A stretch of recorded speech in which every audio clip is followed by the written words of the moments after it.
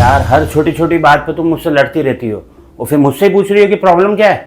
लेकिन ये स्लीपर्स बाहर भी तो उतार के आ सकते थे ना, अंदर पहन के आने की क्या जरूरत थी? अरे तो क्या हो गया, मैं घर पे पहन के आ गया तो इतनी तो ये गंदी भी नहीं है जितनी तुमने मुझे बातें सुना दी है। की सफाई जब तुम्हें करना पड़ेगा ना, तब पता चलेगा कि कैसे सफाई होती है। पूरा दिन भर घिस घिस के सफाई करती हूँ, तब इतनी सफाई दिखती है, और तुम आके पूरा फर्श गंदा कर देते हो।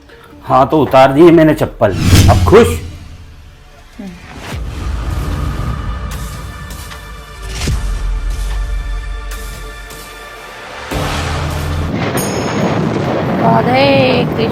राधे कृष्णा भिक्षाम देही। प्रणाम। हाँ आइए आप। लाओ बेटा, कुछ खाने को ले आओ। आप यहीं रुकिए, मैं अभी लेकर आती हूँ।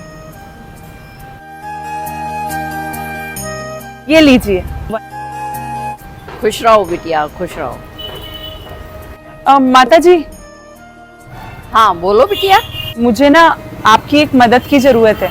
कैसी मदद बेटी?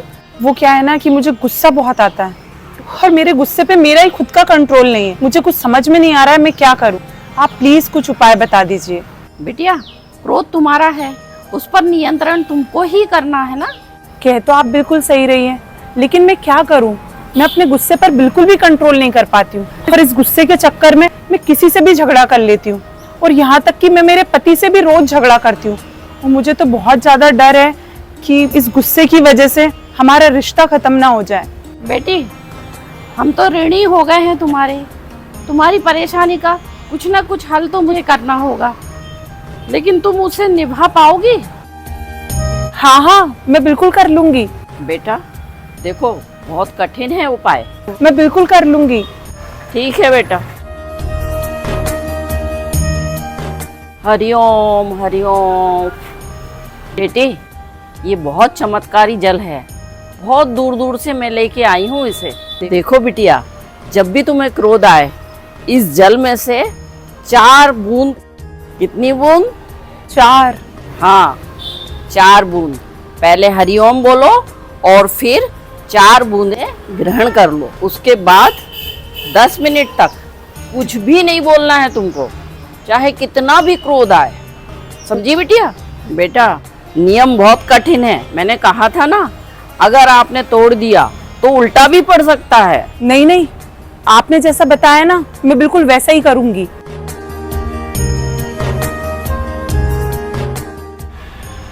लो बिटिया। नारायण तुम्हारी रक्षा करे। हरिओम हरिओम।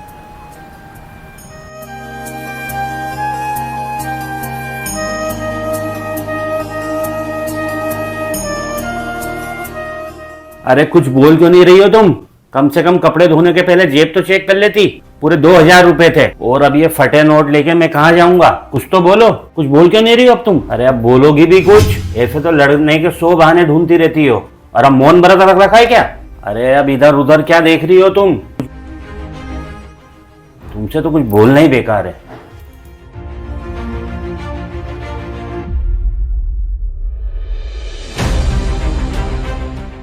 हो गए पूरे 10 मिनट।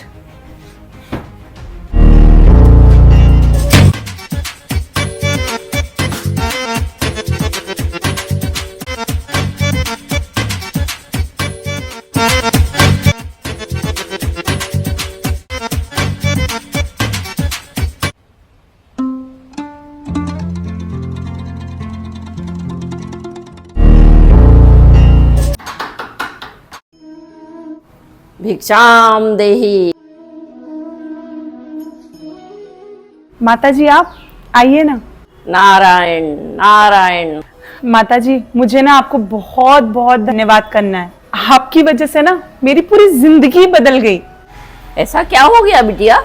आपको याद है, आपने कुछ दिन पहले मुझे एक चमत्कारी पानी दिया था, उसकी वजह से मैं बिल्कुल बदल गई। अब मुझे ना गुस्सा बिल्कुल आता ही नहीं है और मैं मेरे पति से भी बिल्कुल लड़ाई नहीं करती हूँ। मुझे बहुत प्रसन्नता हुई। इसका मतलब ये है, विधि तुमने पूरी तरह से निभाई है। बिल्कुल, जैसा आपने कहा था ना, मैंने बिल्कुल वैसा ही किया है, और ये असीम कृपा आपके और आपके उस चमत्कारी जल की वजह से ही हुआ है। बिटिया, चमत्कार वो तो हरि की कृपा से हुआ, और वो जल अरे बिटिया, वो तो एक साधारण जल था। वो साधारण जल था। वो तो मैंने अपनी प्यास बुझाने के लिए रखा था। तुमने अपने क्रोध पर स्वयं नियंत्रण किया है और ये सबसे बड़ा चमत्कार है बेटा। और तुम्हें पता है ये चमत्कार कहाँ छुपा हुआ था? तुम्हारी दीवार पर छुपा हुआ था। बहुत बड़ी कहावत है बेटा, एक चुप 100 सुख। मैंने तो तुम्हारे क्रोध पर नियंत्रण का एक अभ्यास कराया है और कुछ भी नहीं। तुम कहो तो ऐसा चमत्कारिक जल तुम्हारे पति को भी दे दूं क्या? नहीं नहीं, इसकी कोई जरूरत नहीं। इसीलिए बेटा भगवान नारायण ने 2 कान और 1 मुख दिया है। 2 कान सुनने के लिए और 1 मुख बोलने के लिए, ताकि ज्यादा सुनो कम बोलो। ठीक है, खुश रहो बेटा। नारायण नारायण, राधे राधे। माता जी, आपकी भिक्षा। बेटा भिक्षा?